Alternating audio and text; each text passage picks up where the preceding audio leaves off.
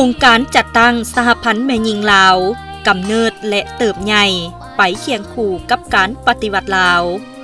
ซึ่งมีบทบาทเป็นตัวแทนในการพัฒนาปกป้องสิทธิและผลประโยชน์อันชอบธรรมของสมาชิกสหพันธ์แม่หญิงและเด็กน้อยศึกษาอบรมความสามัคคีเสริมขยายสิทธิเป็นเจ้าของแม่หญิงลาวและส่งเสริมความเสมอภาคหญิงชายรักษาคุณลักษณะทางการเมืองที่เป็นมูลเสื้อของแม่หญิงลาวบรรดาเผ่าปลุกระดมแม่หญิงลาวเข้าร่วมในภารกิจปกปักรักษาและสร้างสาพัฒนาประเทศชาติสมเสยวันสั่งตั้งสหพันธ์แม่หญิงลาวสาวกรกฎ